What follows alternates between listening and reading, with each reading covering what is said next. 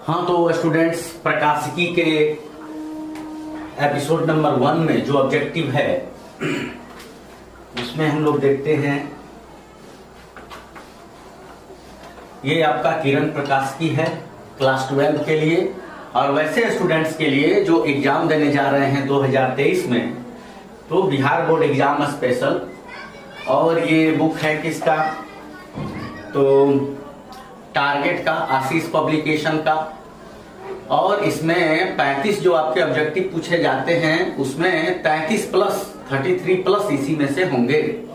ठीक है, तो इसके पहले एपिसोड में दिया हुआ है प्रश्न ये कि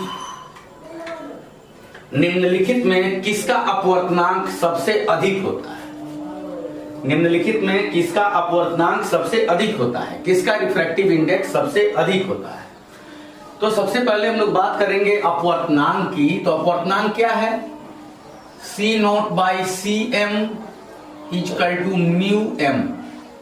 C0 मतलब निर्वात में प्रकाश का वेग, और Cm मतलब किसी पारदर्शी माध्यम में प्रकाश का वेग, और μm मतलब उस पारदर्शी पदार्थ का अपवर्तनांक। तो निर्वात में प्रकाश का वेग एवं किसी माध्यम में प्रकाश के वेग का जो अनुपात है उस माध्यम के अपवर्तनांक के बराबर होता है। अपवर्तनांक पर हम लोग विशेष चर्चा थ्योरी में किए हुए हैं। तो दिया हुआ है ऑप्शन क्या कि कांच, दूसरा ऑप्शन दिया है पानी, तीसरा ऑप्शन दिया है लोहा, और चौथा ऑप्शन दिया है हीरा। तो कांच का अपवर्तनांक कितना होता है 1.5, पानी का अपवर्तनांक 1.3, लोहा ओपेक मटेरियल है, अपारदर्शी पदार्थ है, और हीरा का लगभग 2.4। तो आप देख सकते हैं कि किसका अपवर्तनांक ज्यादा है, सबसे अधिक अपवर्तनांक किसका होता है, हीरा का। जिस पदार्थ का अपवर्तनांक जितना अधिक होगा उसमें प्रकाश उतना ही कम वेग से चलेगा। दूसरा क्वेश्चन है, श्वेत प्रकाश का एक स्पंद हवा से शीशे के एक स्लैब पर अविलंबवत आपतित होता है। श्वेत प्रकाश का जो एक किरण है, श्वेत प्रकाश का किरण वो एक शीशा का स्लैब है, यानी एक ग्लास स्लैब है, कांच का एक गुटका है, और उस पर ये अविलंबवत आपतित होता है। ठीक है, तो श्वेत प्रकाश, व्हाइट लाइट का एक स्पंद, स्पंद मतलब किरण, एक तरंग हवा से शीशे के एक स्लैब पर अविलंबवत, अविलंबवत मतलब नॉर्मली 90 डिग्री का कोण बनाते हुए आपतित होता है। तो स्लैब से गमन के पश्चात सबसे पहले कौन सा रंग बाहर निकलेगा। तो इस स्लैब से जब श्वेत प्रकाश, व्हाइट लाइट प्रवेश करेगा और स्लैब से बाहर निकलेगा, तो ये जो है 7 कलर के रूप में, 7 कलर्स के रूप में ये बाहर निकलेगा। ठीक है, तो सबसे पहले इसको ऐसे भी दिखा सकते हैं आप कि सबसे ज्यादा तरंग दैर्घ्य किसका होता है, रेड का। रेड कलर का लैम्डा तरंग दैर्घ्य होता है 7800 एंगस्ट्रम, और मीन कलर जिसको येलो कहा जाता है इसका तरंग दैर्घ्य होता है 6400 एंगस्ट्रम, और सबसे नीचे क्या होता है, वायलेट। तो वायलेट कलर का 4800 एंगस्ट्रम। ठीक है, और C होता है क्या, F लैम्डा। प्रकाश का जो वेग है वो फ्रीक्वेंसी, आवृत्ति गुना तरंग दैर्घ्य होता है। तो प्रकाश की आवृत्ति किसी भी माध्यम में बदलती नहीं है। अगर प्रकाश हवा में 1 सेकेंड में 3 कदम चला तो जल में भी 3 कदम ही चलेगा, कांच में भी 3 कदम ही चलेगा, यानी लेकिन इसके कदम की लंबाई छोटी हो जाएगी। जैसे जैसे माध्यम का अपवर्तनांक बढ़ेगा, माध्यम प्रकाशतः सघन होगा, तो उसके कदम की लंबाई कम होती जाएगी। जैसे आप हवा में बड़े बड़े कदम से चलते हैं, लेकिन जल में आपके कदम का आकार छोटा हो जाता है। क्यों? क्योंकि आपकी ऊर्जा का कुछ भाग जो है वो पानी को काटने में खर्च होता है, पानी को काटकर आगे निकलने में। उसी तरह प्रकाश जब किसी सघन माध्यम में चलता है तो उसकी ऊर्जा का भी कुछ भाग जो है वो क्या होता है, सघन माध्यम के द्वारा अवशोषित हो जाता है, जिससे उसकी तीव्रता के साथ साथ उसका वेग भी घट जाता है, यानी उसके तरंग दैर्ध्य की लंबाई घट जाती है। तो आवृत्ति जो है ये चेंज नहीं होता, किसी भी माध्यम में आवृत्ति प्रकाश का एक समान होता है। तो ये क्या हुआ, फ्रीक्वेंसी कांस्टेंट हुआ, C = k लैम्डा। और जब k को हटाएंगे तो क्या हो जाएगा, C is directly proportional to lambda, यानी प्रकाश का वेग तरंग दैर्ध्य के समानुपाती होता है। तो जिस प्रकाश का तरंग दैर्ध्य सबसे ज्यादा होगा उसका वेग सबसे ज्यादा रेड का, उससे कम येलो का, उस सबसे कम जो है वायलेट का। तो आपसे पूछ रहा है कि ग्लास के एक स्लैब में श्वेत प्रकाश की एक किरण अभिलंबवत आपतित होती है, तो उसमें से कौन सा प्रकाश सबसे पहले निकलेगा। तो श्वेत प्रकाश तो 7 रंगों का संयोग है, कॉम्बिनेशन है, भीप ग्योर, बैजानिया, पीनाला। तो सबसे ज्यादा वेग उसमें किसका है, जिसका सबसे ज्यादा तरंग दैर्ध्य है, तो रेड का सबसे ज्यादा वेग है, तो वो सबसे पहले निकलेगा। ठीक है, तो इसमें जो ये कलर जो निकलेगा ऐसे, तो वो जो है सबसे पहले कौन निकलेगा, रेड निकलेगा, और फिर आपका येलो निकलेगा, फिर आपका वायलेट निकलेगा। ये 7 कलर जो होते हैं भीप ग्योर में ये वायलेट सबसे कम वेग से चलता है, रेड सबसे अधिक वेग, और बीच में है ये आपका येलो। तो सबसे पहले कौन निकलेगा, तो रेड निकलेगा। तीसरा क्वेश्चन है, प्रयोगशाला में कुछ ऐसे पदार्थ विकसित किए गए हैं, प्रयोगशाला में, लैब में, लैबोरेटरी में कुछ ऐसे मटेरियल डेवलप किए गए हैं जिनका अपवर्तनांक ऋणात्मक होता है। म्यू क्या होता है, ऋणात्मक होता है। प्रयोगशाला में कुछ ऐसे पदार्थ विकसित किए गए हैं जिनका अपवर्तनांक ऋणात्मक होता है। प्रकाश की एक किरण जो हवा को माध्यम 1 कह रहा है, हवा से ऐसे माध्यम यानी माध्यम 2 में जाती है, उसके द्वारा निम्नलिखित में से किस पथ का अनुसरण किया जाएगा। ये क्वेश्चन आपको हम पढ़ के सुना देते हैं। अब इसका दाम है मात्र 60 रुपये में मिल रहा है, पहले 50 रुपये में मिलता था। तो इसको आप खरीद सकते हैं, या आपके फेसबुक पर या आपके व्हाट्सएप पर इसका जो है फोटो भेज दिया जाएगा, उससे भी आप देख सकते हैं। तो प्रयोगशाला में कुछ ऐसे पदार्थ विकसित किए गए हैं जिनका अपवर्तनांक नेगेटिव होता है। प्रकाश की एक किरण जो हवा से ऐसे माध्यम मतलब ऋणात्मक माध्यम में जाती है, तो उसके द्वारा निम्नलिखित में से किस पथ का अनुसरण होगा।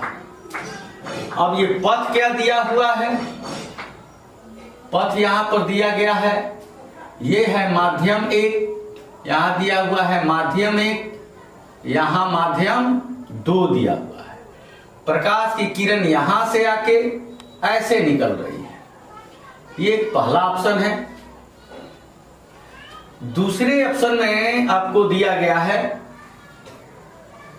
कि प्रकाश की किरण ऐसे आ रही है और अविलंब से दूर भाग रही है, ये माध्यम 1, ये माध्यम 2। तीसरा ऑप्शन है कि ये माध्यम 1, ये माध्यम 2, तो यहां पे ऐसे दिखाया गया है, ऐसे। और एक चौथा ऑप्शन दिया गया है, उसमें बताया गया है ऐसे, यहां से किरण आ रही है और फिर अभिलंबवत निकल रही है, यहां से ऐसे। ठीक है, तो यहां पे यहां आई बताया गया है, यहां पे यहां आर है, यहां आई है, यहां आर है, फिर यहां आई है और यहां आर है, और फिर यहां पे I है और फिर यहां R है। तो इस स्थिति में प्रयोगशाला में कुछ ऐसे पदार्थ विकसित किए गए हैं जिनका अपवर्तनांक ऋणात्मक होता है। तो प्रकाश की एक किरण जो हवा से ऐसे पदार्थ में जाती है उसके द्वारा निम्नलिखित में से किस पथ का अनुसरण होगा? तो ऋणात्मक अब हम लोग यहां पर बात करते हैं कि यहां जो मान लेते हैं कि ये AB क्या है, तो AB एक तल है और उस तल पर ये लंब है, N डैश इसको मान सकते हैं, और ये जो है मीडियम 1 है और ये क्या है, तो हवा है और ये 1 है, और ये मीडियम 2 है, ये क्या है, तो मीडिया है कोई हवा के अलावा, और इसका वैल्यू माइनस म्यू मान लेते हैं। ये कह रहा है कि ये ऋणात्मक है। तो स्नेल के नियम का उपयोग करते हैं। तो स्नेल का नियम है sine I by sine R equal to μ2 by μ1।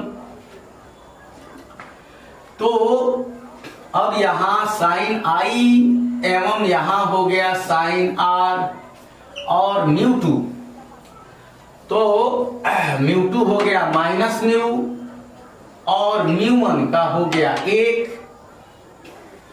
तो यहां पे हम लोग क्या देखते हैं कि अब इसको इधर भेजते हैं,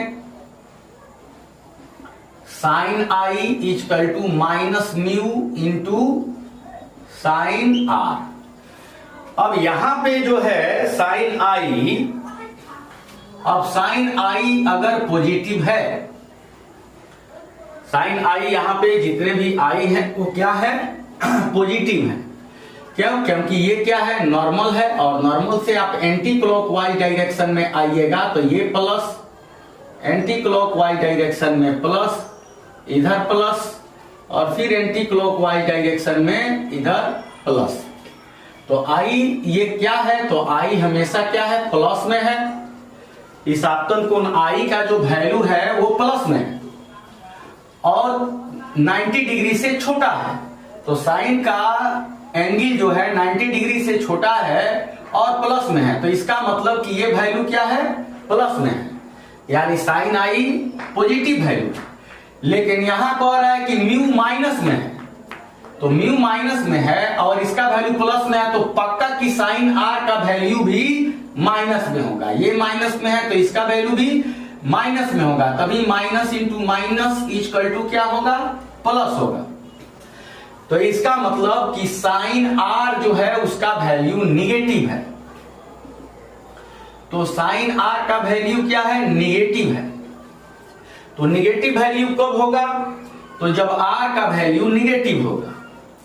तो R का वैल्यू देखेंगे निगेटिव कहां पर है। तो अगर इसकी बात करें चौथे ऑप्शन की, तो प्रकाश की किरण तो यहां से आ रही है और सीधे लंबवत निकल रही है। तो R जो है ये अपवर्तन कोण है, तो अपवर्तन कोण यहां पर 0 डिग्री हो गया। क्यों? क्योंकि अभिलंब की दिशा में आया। अपवर्तन कोण क्या होता है, अगर ये विरल माध्यम है और ये सघन माध्यम है तो ये आपतन और ये अपवर्तन कोण, यानी अभिलंब और अपवर्तित किरण के बीच का जो कोण होगा वो क्या होगा, अपवर्तन कोण। तो यहां अभिलंब की दिशा में किरण आ रही है तो अपवर्तन कोण यहां पर 0 डिग्री है, तो ये ऑप्शन नहीं होगा। अब बात करते हैं तीसरे ऑप्शन की। तो तीसरे ऑप्शन में क्या दिया गया है, तीसरे ऑप्शन में पूर्ण आंतरिक परावर्तन दिया गया है। ये माध्यम 1 है, ये माध्यम 2, यहां से किरण को भेजा गया है, यहां से निकाला गया है। ठीक है, तो ये आपतन कोण और ये परावर्तन कोण। तो ये बता रहा है कि आगे जो है, आगे एक पारदर्शी माध्यम है लेकिन प्रकाश इसमें नहीं आया, जिधर से आया जिस मीडिया से उसी मीडिया में चला गया। इसका अर्थ साफ है कि ये आपतन कोण I जो है इसका वैल्यू क्रांतिक कोण से अधिक है, इसीलिए पूर्ण आंतरिक परावर्तन की घटना हो गई। तो यहां पर अपवर्तन नहीं हो रहा है, यहां पर परावर्तन हो रहा है, तो यहां पर स्नेल का नियम लागू नहीं करेंगे। अब आते हैं दूसरे स्थिति में। तो यहां आर को देखते हैं, अब अभिलंब से ऐसे जाते हैं एंटी क्लॉकवाइज डायरेक्शन में, तो ये आर क्या है, प्लस है, तो ये भी ऑप्शन नहीं होगा। लेकिन अगर इस ऑप्शन में आते हैं तो अभिलंब से जब इधर क्लॉकवाइज दिशा में चलते हैं तो ये आर निगेटिव हो गया, यानी हम लोगों का पहला ऑप्शन होगा, पहला ऑप्शन होगा इसका। इस प्रश्न का जवाब होगा कि प्रयोगशाला में कुछ ऐसे पदार्थ विकसित किए गए हैं जिनका अपवर्तनांक ऋणात्मक होता है, तो प्रकाश की किरण हवा से जब उस ऋणात्मक माध्यम में जाती है तो किस पथ का अनुसरण करेगी, तो ये पहले पथ का अनुसरण करेगी, क्योंकि आर यहां पर क्या होगा, नेगेटिव होगा। और इसमें ऑप्शन डी दिया हुआ है, जो ऑप्शन डी गलत है, यानी 4 नंबर ऑप्शन दिया है वो गलत है, आपका ऑप्शन 1 नंबर सही होगा। चौथे सवाल की बात करें तो चौथे प्रश्न में दिया गया है कि समतल दर्पण की त्रिज्या होती है। अरे त्रिज्या किसकी होगी, त्रिज्या तो उसकी होगी जो वक्र होगा, जो मुड़ा होगा, जो वृत्तीय होगा। लेकिन समतल दर्पण क्या है, ये प्लेन मिरर है, तो इसका तो कहीं ये कर्व है ही नहीं कि इसका कहीं रेडियस आप बनाएंगे, तो इसका रेडियस आप कहेंगे इंफिनिटी, अनंत। समतल दर्पण की फोकस दूरी अनंत होती है। अब एक जो क्वेश्चन दिया गया है वह कहता है कि निम्नलिखित में कौन सा संबंध सही है, कौन सा संबंध क्या है, सही है। तो यहां पे एक ऑप्शन दिया गया है क्या, तो mu ji A equal to mu W A into mu G W. यहां बी ऑप्शन क्या दिया गया है, बी ऑप्शन दिया गया है mu ji A equal to mu W A by mu ji A. C option दिया गया है mu ji A equal to mu W A plus mu ji A. और डी ऑप्शन दिया गया है mu W A equal to mu G W into mu ji A equal to 1। तो ये इसमें आपको बताना है कि इसमें सही कौन है। तो इसके लिए सबसे पहले हम लोग ये देखेंगे कि ये होता क्या है, यानी रिलेटिव रिफ्रैक्टिव इंडेक्स जिसको कहते हैं, रिलेटिव रिफ्रैक्टिव इंडेक्स, यानी इसका मतलब हुआ सापेक्षिक अपवर्तनांक। तो जैसे आपसे कहा जाएगा कि जल की अपेक्षा कांच का अपवर्तनांक, तो इसको कैसे लिखेंगे, जल मतलब वाटर और ये ग्लास, तो जल की अपेक्षा कांच का अपवर्तनांक, तो जिसके साथ अपेक्षा शब्द जुड़ा रहेगा वो नीचे रहेगा और जिसका अपवर्तनांक वो ऊपर रहेगा, कांच का अपवर्तनांक। तो आपसे कह सकता है जल की अपेक्षा कांच का अपवर्तनांक या कांच का अपवर्तनांक जल की अपेक्षा, बात तो एक ही है। तो जिसके साथ अपेक्षा जुड़ा है वो ऊपर, वो नीचे, जल की अपेक्षा तो नीचे, जिसका निकालना है वो ऊपर, और जो ऊपर रहता है वो रहता है दाहिने और जो नीचे रहता है वो रहता है बाएं। उसी तरह एक और एग्जांपल ले सकते हैं, बर्फ की अपेक्षा केरोसिन का अपवर्तनांक। तो बर्फ हो गया I और केरोसिन K, तो इसको कैसे लिखेंगे, म्यू बाई म्यू लिख देंगे। बर्फ की अपेक्षा केरोसिन का अपवर्तनांक, या कह सकता है केरोसिन का अपवर्तनांक बर्फ की अपेक्षा। तो अपेक्षा जिसके साथ लगा है वो नीचे रहेगा और जिसका निकालना है वो ऊपर, और ऊपर वाले को लिखेंगे राइट साइड में और नीचे वाले को लेफ्ट साइड में। तो ऐसे हम लोग लिखते हैं। अब इसकी जांच करते हैं कि इसमें कौन सा हमारा ऑप्शन जो है वो सही है। तो पहले ऑप्शन की बात करते हैं। यहां पर क्या है, refractive index of glass with respect to air, कांच की अपेक्षा जल का अपवर्तनांक, यानी जो दाहिने हैं वो ऊपर, जो बाएं हैं वो नीचे, और इसका RHS क्या है, ये है, तो इसका म्यू W ऊपर म्यू A नीचे, और फिर इसका म्यू G ऊपर और म्यू W नीचे, इसका म्यू G ऊपर और म्यू W नीचे, तो म्यू W से म्यू W कैंसिल हो जाएगा, तो क्या बचेगा, mu G by mu A। तो ये RHS जो है वो LHS के बराबर है। ठीक है, ये म्यू G का मतलब हो गया mu G by mu A, और इसको जब सॉल्व किए, ये ऊपर रहेगा म्यू W, म्यू A नीचे, फिर म्यू G ऊपर म्यू W नीचे, तो ये आया, तो ये LHS और RHS बराबर है, तो यही आपका सही आंसर होगा फर्स्ट। अब इसको जैसे चेक करना है तो इसको आप चेक कर सकते हैं कैसे, तो ये म्यू G है, तो इसका G ऊपर और A नीचे, ये LHS हो गया। और RHS की बात करते हैं, तो RHS में आया mu W by mu A by, ये ऊपर रहेगा म्यू W और नीचे म्यू A, और बाई ये म्यू G ऊपर और म्यू A नीचे, तो म्यू A से म्यू A कट जाएगा, तो क्या बचेगा, mu W by mu G, ये बचेगा। तो ये इक्वल नहीं है, क्योंकि ये क्या है, हवा की अपेक्षा कांच का अपवर्तनांक, और ये है कांच की अपेक्षा जल का अपवर्तनांक। उसी तरह आप चेक कर सकते हैं, ये बाकी ऑप्शन नहीं होंगे। आगे, जल और कांच का अपवर्तनांक क्रमशः 4/3 तथा 3/2 है, तो जल का कांच के सापेक्ष अपवर्तनांक क्या होगा। तो सेम यही क्वेश्चन है और इसी बेस पे ये भी बनेगा, रिलेटिव रिफ्रैक्टिव इंडेक्स। कह रहा है जल का अपवर्तनांक 4/3 है और कांच का अपवर्तनांक 3/2 है, तो जल का कांच के सापेक्ष अपवर्तनांक क्या दिया है, जल का कांच के सापेक्ष अपवर्तनांक, तो जल का कांच के सापेक्ष, सापेक्ष किसके साथ आया है, कांच के साथ, तो कांच कहां रहेगा, नीचे रहेगा ग्लास, और जल का तो ये वाटर ऊपर रहेगा, तो म्यू W क्या है 4/3 और म्यू G क्या है 3/2, तो 4/3 ये उल्टेगा ऊपर जाएगा, ये नीचे आएगा 8/9, यही आपका आंसर होगा डी नंबर।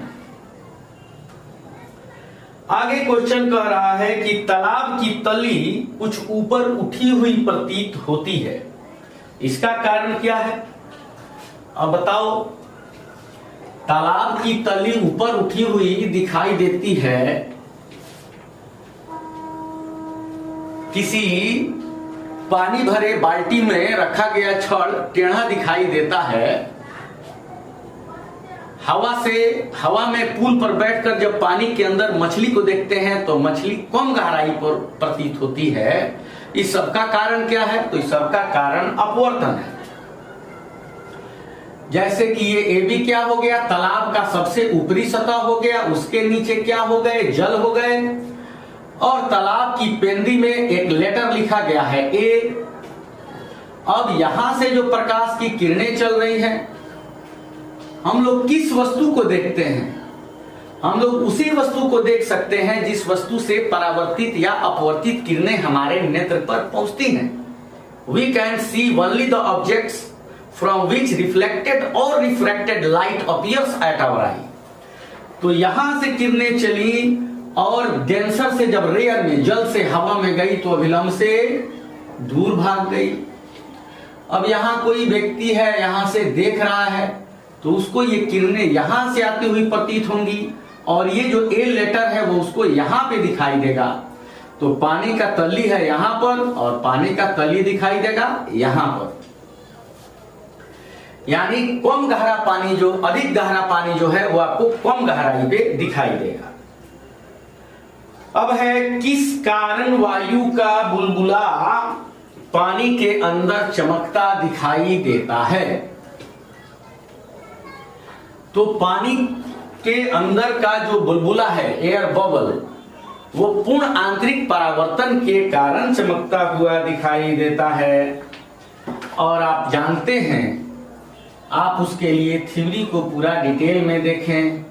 मान लिए कि ए बी क्या है, एक सतह है, उसके नीचे क्या है, डेंसर सघन माध्यम है, और उसके ऊपर रेयर विरल माध्यम है, और ये क्या है तो अविलंब है। तो जो प्रकाश की किरण सघन से विरल माध्यम की ओर जाती है और आपतन कोण का मान बड़ा होता है क्रांति कोण से, तो सघन माध्यम से चलने वाली किरण सघन माध्यम में ही लौट जाती है, इसी को क्रांति कोण कहते हैं। तो यहां आप देखते हैं कि यहां एक पानी का बुलबुला है, एयर बबल है, और इसके चारों ओर से क्या है, वाटर है।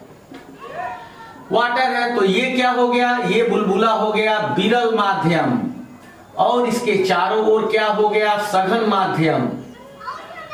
अब कोई प्रकाश की किरण यहां से आ रही है, अब ये जो बुलबुला का सेंटर है, सेंटर से होकर कोई भी सीधी रेखा खींचेंगे तो वो क्या कहलाएगा, लंब कहलाएगा, नॉर्मल कहलाएगा। तो ये आपतित किरण और अभिलंब के बीच का कोण क्या हुआ, तो आपतन कोण हुआ। और यदि ये आपतन कोण बड़ा हो गया क्रांतिक कोण से, तो क्या हो गया, सघन माध्यम से चलने वाली किरण सघन माध्यम में ही लौट जाएगी। तो इस लौटने वाली किरण को आप देखेंगे तो ये चमकेगा।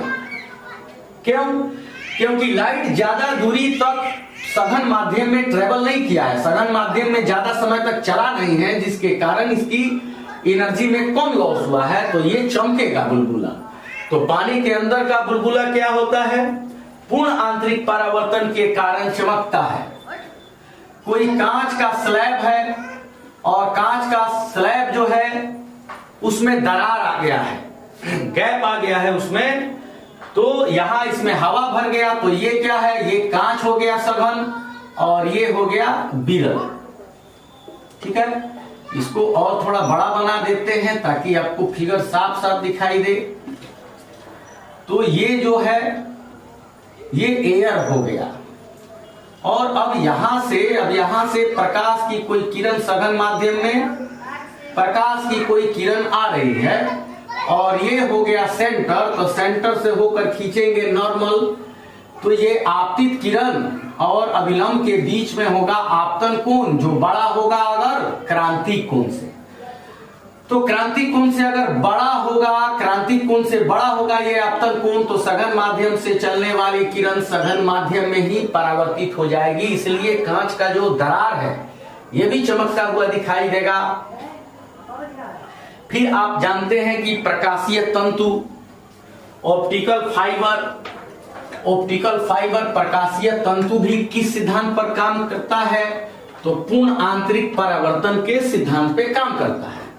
इसमें क्या होता है, तो इसमें अधिक अपवर्तनांक वाला एक कांच का पाइप हो गया, और इसके ऊपर कम अपवर्तनांक का पारदर्शी पदार्थ का पेंट चढ़ा दिया गया। इसके बारे में डिटेल